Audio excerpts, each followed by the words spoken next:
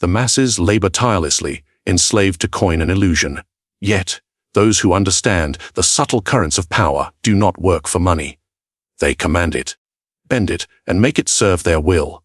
In this video, I will reveal how the ambitious seize control where others remain blind. Observe the world, and you will see the weak perpetually chasing what they desire, trading their freedom for fleeting gold. Power, however, favors those who perceive not merely the surface, but the hidden mechanisms that drive men, wealth, and influence. Here, we shall strip away the comforting lies and gaze into the cold, unflinching truth. To dominate money is to dominate men, and to dominate men is to command destiny itself. Steel your mind, for this is no journey of sentiment, it is a study in mastery. Do you labor endlessly for coin, only to find that it slips through your fingers as easily as sand? Consider the men of Florence, centuries past, who rose above their peers not by toil, but by cunning. They understood an unspoken truth: money is a tool, not a master. Yet the world persists in blind servitude, trading time, loyalty, and freedom for mere paper. Ask yourself, why do you chase it when you could command it? Look to the Medici. Wealth was theirs, yes, but it was never their master. It served as a lever to manipulate power, to sway alliances, and to shape the fate of nations. The masses may hoard gold and call themselves rich, but the truly powerful use wealth as a silent army, invisible yet absolute in its force. Can you see the difference? One submits to money, the other makes it kneel. History is littered with those who mistook labor for mastery, merchants who counted coins while princes directed their fortunes, soldiers who fought for pay, unaware that their commanders were orchestrating wealth to shape empires. And yet, the lesson is always the same: money alone is meaningless without strategy. To serve it blindly is to be enslaved by a shadow. To wield it deliberately is to wield men themselves. Consider the psychological dimension. Humans are easily influenced by what glitters. Money evokes desire, envy, and obedience. When you place it under your command, you manipulate more than coin. You manipulate perception, loyalty, and fear. A wealthy patron can inspire devotion, incite rivalry, or quietly secure the obedience of those who would otherwise oppose him. Can you feel the subtlety of this power? It is unseen yet irresistible. Now, reflect upon your own life. How often have you watched someone accumulate wealth yet remain powerless? They labor without leverage. They toil without foresight. Every coin they earn is a chain upon their wrist. Every effort spent is a link in a cage they constructed themselves. Ask yourself, do you wish to be a servant of your earnings or a master who bends them to your will? Let us speak plainly. Most men are slaves to their expenses, their habits, their illusions of necessity. They labor under the pretense of security. Yet every hour they sell diminishes their freedom. Freedom is not found in the possession of money. It is found in the ability to direct it. True command of wealth requires detachment. You must see coin not as comfort, but as a weapon, as a key, as influence waiting to be exercised. Think of Caesar. Did he march into Gaul because he loved conquest for conquest's sake, or because he understood the resources at his disposal could compel nations to bend before him? His legions were paid, yes, but it was how he managed wealth, loyalty, and reward that allowed him to reshape the world. You, too, can learn from this principle. Labor produces only what you sell, but command produces what others serve. The distinction is subtle, yet it defines the difference between a man who merely survives and a man who dictates reality. And here lies the crucial psychological insight. Men follow power, not effort. They respect influence, not the sweat that earns it. If you desire to dominate, you must relinquish the notion that toil equates to mastery.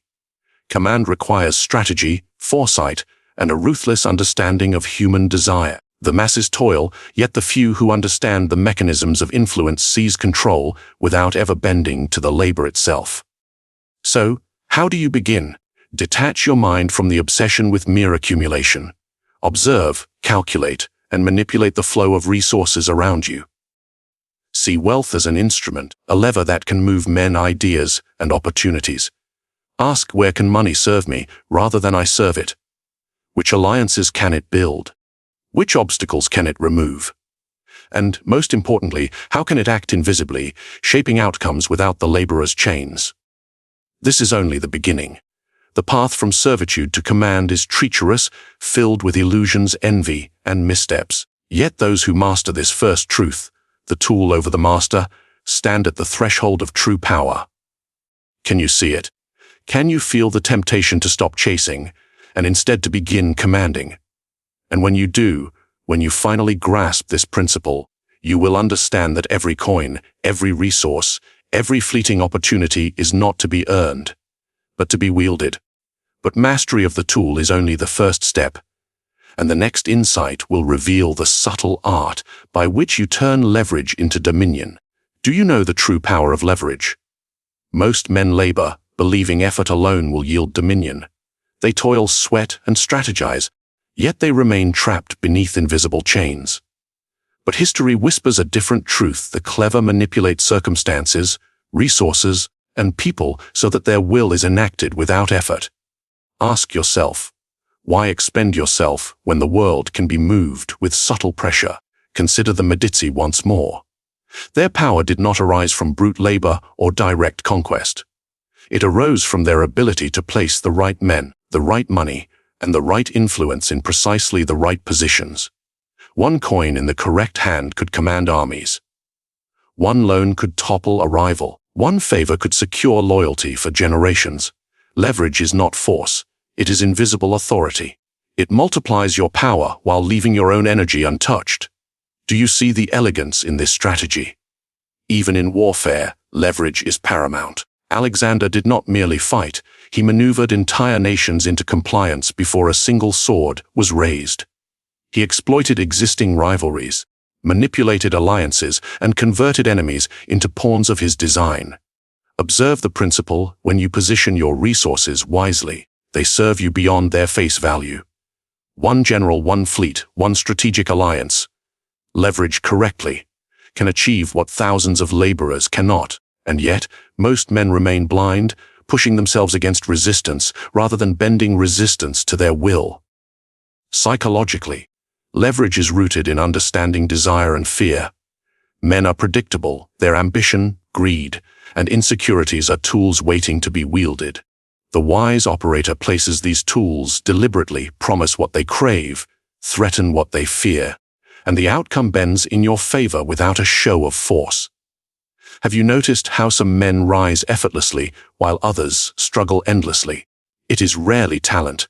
It is positioning, anticipation, and leverage. They move the world by understanding the levers hidden in human nature itself.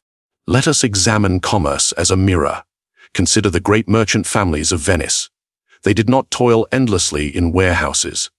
They understood leverage. One strategic partnership could open markets across continents. One alliance could bankrupt a competitor without touching a coin. One carefully timed investment could manipulate supply, demand, and perception simultaneously. The merchant who relies solely on labor earns coins slowly. The merchant who understands leverage bends trade, reputation, and opportunity to his will, achieving results magnitudes greater than mere toil could produce. Even the mind itself is subject to leverage. Every decision, every emotion, every expectation can be anticipated and influenced. Leaders who understand this wield influence before confrontation arises. A suggestion here, a subtle nudge there. Entire outcomes are shaped without overt authority. You, too, can learn this craft. Position yourself not at the center of struggle, but at the pivot points where choices and actions of others can be guided toward your design. Ask yourself, why exhaust yourself moving the pieces when you can position the board to move for you? And yet, most men fail because they mistake leverage for coercion. They confuse aggression with strategy. They push, they force, they demand, and they wonder why the world resists. True leverage is invisible. It is patient. It is precise. It is the quiet influence that compels obedience without confrontation. Caesar understood this. Before a sword was drawn, before a legion even marched, alliances were secured, loyalties were bought, and rivals were neutralized. The battle was won long before it began because leverage had done its work. Now reflect upon your own life. Where are the points of leverage that you have ignored? What resources, relationships, or opportunities lie dormant, waiting only for your insight to awaken them? If you learn to position wisely, to anticipate reaction, to exploit natural tendencies without force, your influence will multiply beyond effort. A single, well-placed action can ripple outward to command outcomes far greater than endless labor ever could. But there is a danger. Leverage is subtle, and men are blind to subtlety. They see motion, noise, and activity as success.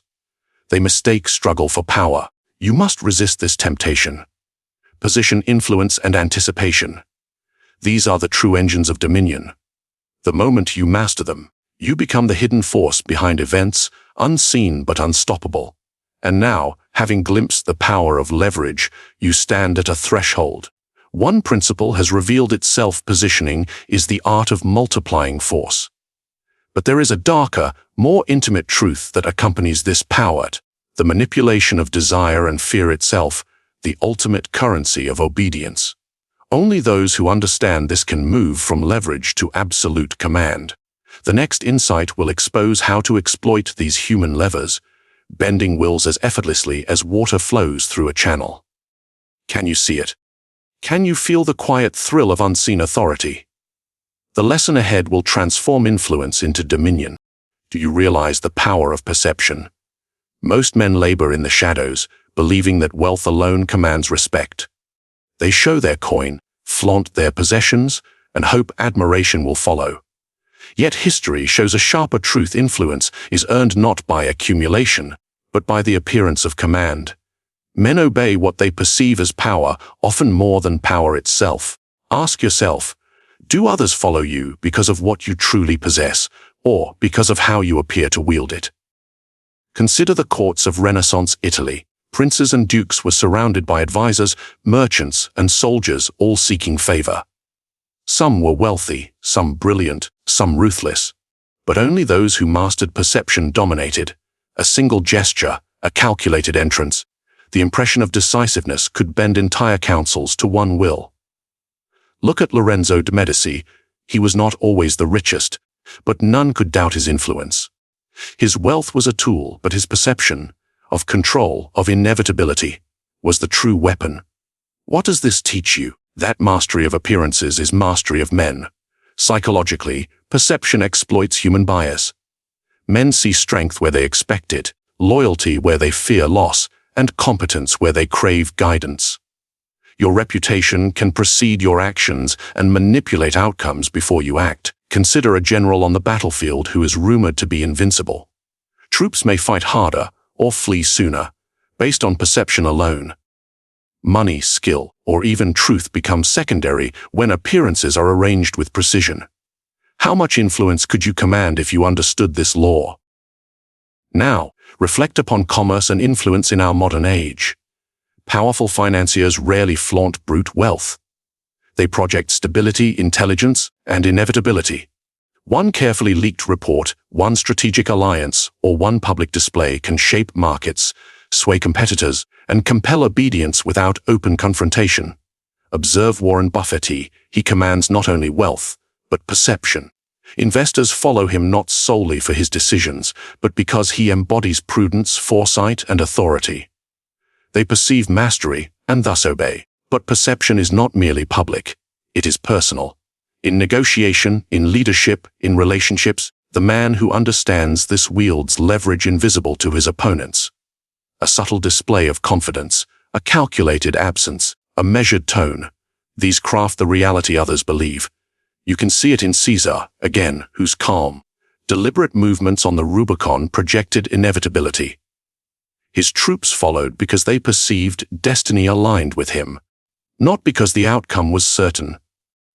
What if your presence could carry the same weight, bending wills before a word is spoken? Yet most men fail here because they confuse honesty with visibility. They believe that truth, laid bare, commands loyalty.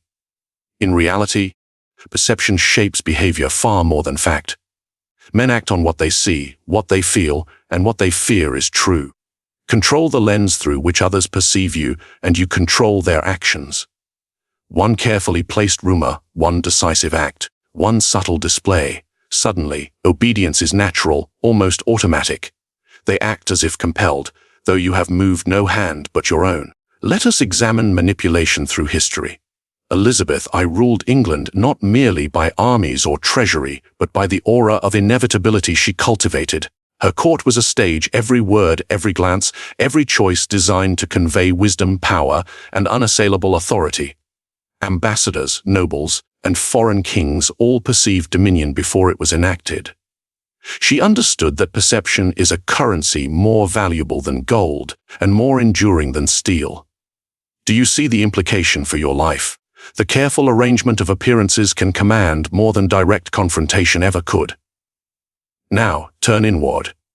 Where are the gaps in your perception? Which moments, gestures, or decisions leave you vulnerable to misjudgment?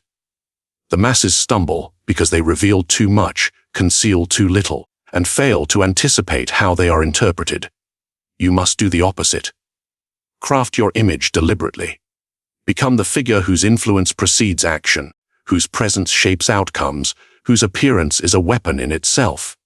And yet, even perception has a deeper application. It can manipulate belief, provoke loyalty, and conceal strategy. The next lesson will reveal how desire and fear, the ultimate levers of human behavior, can be exploited silently, bending men to your will with elegance and inevitability. Can you feel it? Can you sense the invisible threads you could command? The truth that follows will show you how to turn perception into dominion and observation into absolute control. Have you ever noticed how easily men bend to desire and fear? Most live as if blind, assuming others act rationally, yet human action is dictated more by emotion than reason. Desire seduces, fear constrains, and the clever understand this duality as the ultimate currency of influence. Ask yourself, do you command the wills of others, or do you merely react to their whims? History is filled with masters who wielded this principle with lethal precision. Consider Augustus Caesar. He did not dominate Rome by brute force alone. He studied desire and fear, the yearning for stability, the dread of chaos, and manipulated both to consolidate power. Senators, generals, and citizens alike acted not because they were forced, but because their own desires and fears were subtly guided. Can you see the elegance? Influence without overt pressure is infinitely more potent than tyranny. Psychologically, fear and desire operate in tandem, like twin rivers shaping the landscape of behavior. Men pursue what they crave, yet recoil from what they dread. If you understand these currents, you do not need to command directly. You need only place them where they will flow naturally toward your design. The merchant who tempts greed in a rival can gain more than the one who bargains tirelessly. The leader who inspires fear subtly can achieve obedience more readily than the one who yells orders. Do you feel the invisible weight of this power? Even the great generals understood it. Hannibal, crossing the Alps, did more than march armies. He manipulated perception to instill fear. Entire cities surrendered before his troops reached them, convinced of inevitable defeat. His weapon was not only steel, it was the knowledge of human psychology. Fear was the instrument, desire the motivator. Those who master these forces bend events without lifting a hand. Could you learn to wield the same invisible blade? Observe in commerce as well. A shrewd financier rarely relies on logic alone. He leverages desire and fear, enticing investors with promise, cautioning competitors with subtle signals. Warren Buffett, though measured and calm, manipulates confidence and apprehension through words and timing. The market moves not merely on data, but on perception and sentiment. And those who understand this, who can orchestrate fear and desire, turn mere resources into instruments of obedience. Now reflect inward. How often do you fail because you underestimate emotional currents? How often do men resist, compete, or sabotage, not out of malice, but because their desires and fears were unaccounted for? You must study these impulses as carefully as any battlefield, for in them lie the levers of absolute command. Once you recognize them, you can direct action silently, precisely, and irrevocably. Even subtle gestures carry immense weight. A pause in conversation, a calculated compliment, a well-timed omission. These manipulate what others crave and dread. Look to Elizabeth I. Her careful distance, her enigmatic presence, provoked both admiration and apprehension. Nobles sought her favor, enemies hesitated to act. Desire and fear were her allies, wielded without visible force, yet her influence spanned an empire. Can you imagine wielding similar mastery over your world, bending wills with invisible hands? But beware, misuse of these currents invites chaos.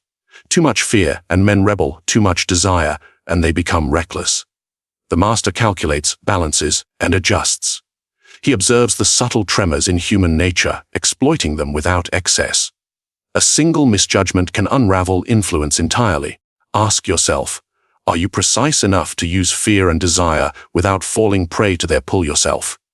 And yet, the reward is incomparable. To manipulate these forces is to convert human nature itself into an instrument of strategy. You no longer move objects, you move men.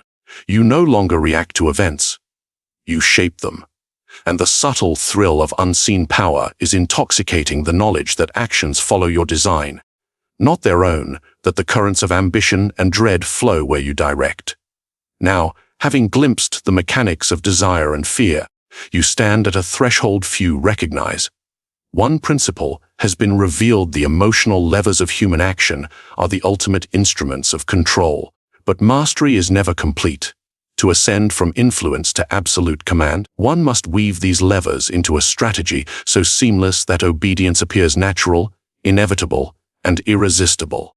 The next lesson will expose this integration, the delicate orchestration of perception, leverage, and human emotion. Can you sense it? Can you feel the invisible threads waiting for your command? What follows will show you how to become not merely influential, but unavoidable, a force men obey without question. Do you serve your impulses, or do you command them? Most men are fragile under the sway of greed, envy, and fear. They are consumed when fortune turns against them, and blinded when fortune smiles. Yet the true master stands apart, detached, observing the chaos of human desire while shaping it with precision. Ask yourself, can you act without the weight of emotion clouding judgment? Or are you still a slave to circumstance? History teaches us that detachment is not weakness, it is power. Consider Marcus Aurelius. Though emperor of Rome, he was never carried away by triumph or despair. He understood that emotion, unchecked, is a leash on freedom and influence. By mastering himself first, he was able to master others. Soldiers obeyed, citizens admired, and the empire endured. The lesson is clear: control begins inward. Can you see how the mind, disciplined and calm, becomes the ultimate weapon? Even the most ruthless conquerors knew this. Napoleon Bonaparte thrived not merely because of strategy or force, but because he cultivated detachment. He moved through victories and defeats with a mind unclouded by fear or elation. He calculated, anticipated, and struck while others were consumed by emotion. Observe this: the moment you separate yourself from immediate desire, you begin to manipulate outcomes instead of reacting to them. You are no longer a player, you become the board itself. Psychologically, detachment allows you to perceive clearly. Humans are predictable in their emotional reactions. They act hastily when greed tempts them, collapse when fear seizes them, and hesitate when uncertainty rises. If you can stand outside these currents, you gain the advantage. You do not simply participate in events, you orchestrate them.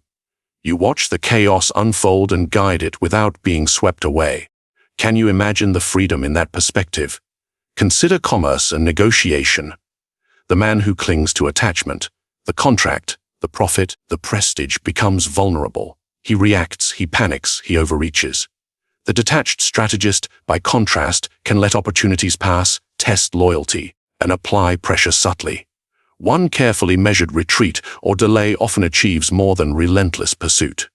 Warren Buffett, again, demonstrates this principle. He does not chase every fluctuation. He waits, poised, observing human impatience and miscalculation.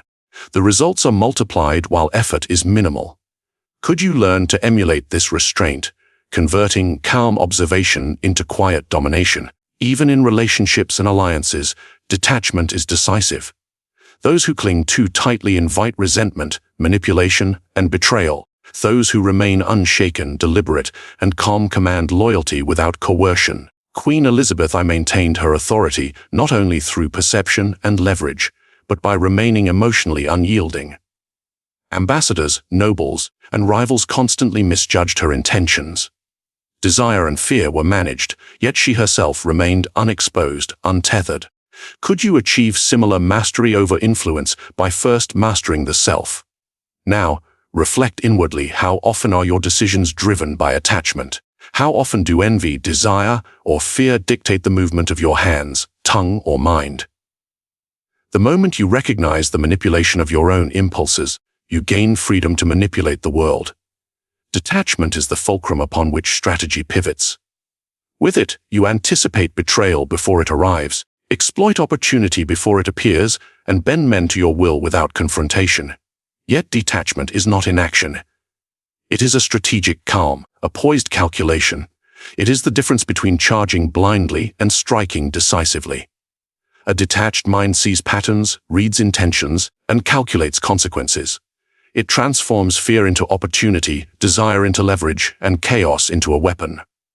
Those who cannot detach remain swept along, reacting, struggling, and ultimately failing.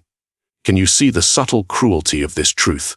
The world rewards calm mastery far more than frantic effort. And so, having studied the currents of desire, fear, perception, and leverage, the final principle reveals itself. Mastery over the self is mastery over all. Control your impulses, detach from fleeting whims, and every coin, every alliance, every movement of men becomes a tool in your hands. The final secret is simple, yet deadly. The man who commands himself commands destiny itself. But this is only the beginning of true command. Detachment prepares you, positions you, and grants clarity. But the next revelation will show how to unite all these principles into an unassailable strategy, one that transforms influence into domination, observation into inevitability, and subtlety into absolute power. Are you prepared to see what few ever grasp? The final step awaits. Power is subtle, influence is invisible. The mind obeys what it perceives, not what it knows. Most men are blind to the forces that guide them. Desire, fear, perception. These are levers silently pulled by those who understand. You now see the truth. To control others, one need not raise a hand or issue a command. You guide, you manipulate, you position. They act, thinking it their choice, while you orchestrate every step. Ask yourself, how many around you are already swayed without knowing it? How many obey without realizing the source of their loyalty? This is mastery, cold, precise, relentless. It is not cruelty, it is strategy. Now, the question becomes, will you act?